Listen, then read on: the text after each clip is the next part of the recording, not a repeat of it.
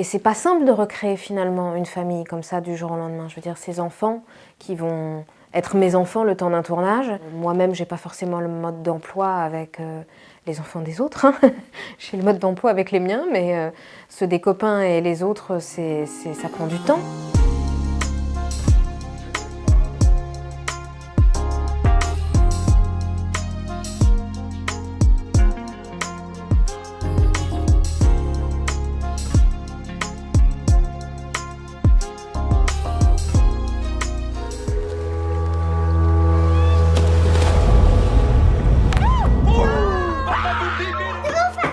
Ah non, je peux pas te laisser faire des choses dangereuses. C'est pas de ma faute, hein. Moi, j'y suis pour rien.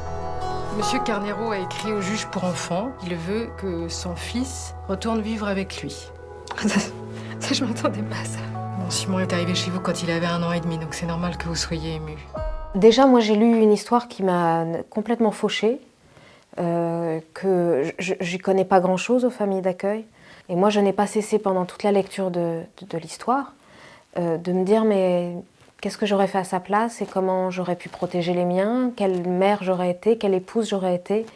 Mais en tout cas, ce qui est sûr, c'est que à partir du moment où elle perd pied, parce qu'elle s'est tellement attachée à ce petit enfant, qui est là depuis 6 ans, au cœur d'une famille, où tout d'un coup c'est une fratrie qu'elle avait sous les yeux, et que ça va être absolument déchirant de devoir s'en séparer. Et même si c'est dans l'ordre des choses que l'enfant retourne à son père, ça c'est dans l'ordre des choses, c'est ce qu'on lui souhaite, ça va être à nouveau un abandon pour cet enfant, et à la fois quelque chose qui va totalement déstabiliser cette famille.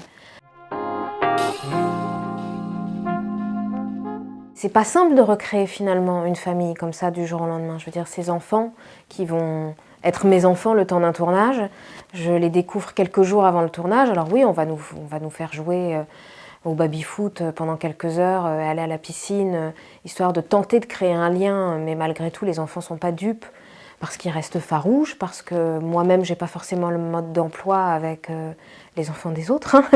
J'ai le mode d'emploi avec les miens, mais ceux des copains et les autres, ça prend du temps, parce qu'il faut les apprivoiser. Et ça, c'était un pari important, de faire en sorte que, voilà, cette famille, elle a 3 gosses, et ces 3 gosses, elle sait comment il faut leur causer, elle sait comment il faut les enguirlander, ils savent comment rire ensemble, et comment partager des moments de famille, quoi. Mais moi, je me suis appuyée sur forcément ce que je suis comme mère. Évidemment, j'ai pas été chercher bien loin. Hein. Je sais ce que c'est que de mettre la table et de me dire débarrasser qui ne débarrasse pas. Donc, il faut prendre des expériences de la vie et des choses. C'est comme ça qu'on se nourrit, c'est comme ça qu'on progresse, qu'on a plus de choses à raconter, on se sent plein pour pouvoir être à même de faire le relais avec le personnage et ensuite avec le public à travers une histoire. Reposer sur, oui, sur son vécu, sur ce qu'on peut traverser. Alors après, quand il s'agit de pleurer, il ne faut pas penser à des choses tristes qui nous soient arrivées et tragiques pour pouvoir se mettre à pleurer. Moi, c'est quelque chose, par exemple, que je m'interdis totalement. Je me défends d'aller chercher dans mes propres souffrances pour pouvoir... Après, inconsciemment, forcément, ça doit exister quelque part. Ça ne vient pas de nulle part. Mais quand je suis au service d'un personnage et d'une histoire, je sais que j'y crois tellement et que j'ai tellement croyance au rôle, à l'histoire et à mes partenaires et à mon metteur en scène que finalement, j'ai même pas besoin d'aller chercher dans ma vie pour pouvoir tenter qu'il se passe quelque chose, quoi.